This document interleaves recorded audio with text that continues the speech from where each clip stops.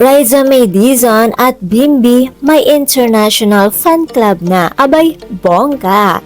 Pag-usapan natin ngayon ang tambalang nagbibigay ng saya at kilig sa mga nanonood ng Eat Bulaga. Ang tambalan ni Riza May Dizon at Bimbi Aquino o ang tinatawag nilang Maybe Love Team. Nag-umpisa man bilang simpleng asaran at biruan sa studio, tila marami na rin nakakapansin sa kanilang dalawa sa TV5 Noon Time Show. Sa katunayan nga, may mga supporters na rin na nagpupunta mismo sa TV5 Media Center para lang makita at makasama sila ng personal. Kwento nga ng ilan na puno pa ang studio ng mga nagsusupport sa Maybe at kitang-kita naman na accommodating at mabait sina Riza at Bimbi sa mga tagahanga na lumalapit sa kanila. Bukod pa diyan, nagkaroon na rin sila ng tinatawag na Team Maybe International Fan Club.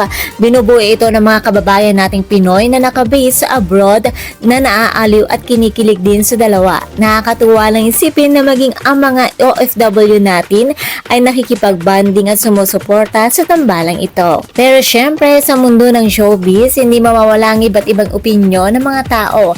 May ilan kasi nagre-react at nagsasabi na parang hindi daw masyadong bagay ang dalawa. Ang dahilan ng iba, masyado daw matangkad at malaki itong si Bimbi kumpara kay Riza May.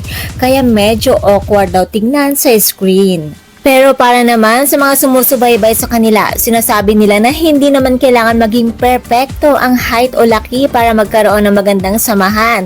Mas gusto daw ng mga fans ang pagiging gentleman ni Bimbi at ang pagiging masayahin ni Riza May kapag magkasama sila. Dahil dito, may mga nag-aabang na rin kung magkakaroon pa kaya sila ng ibang magkakasamang proyekto bukod sa Noon Time Show. At kung kayo naman ang tatanungin mga chika, Doras, ano naman kayong opinion nyo sa tambalang Riza at Bimbi? Naaaliw rin ba kayo sa kanila o ano ang masasabi nyo sa tambalang Maybe? I-comment nyo na lamang ang inyong saloobin sa ibaba. And that's all for mga chika, Doras.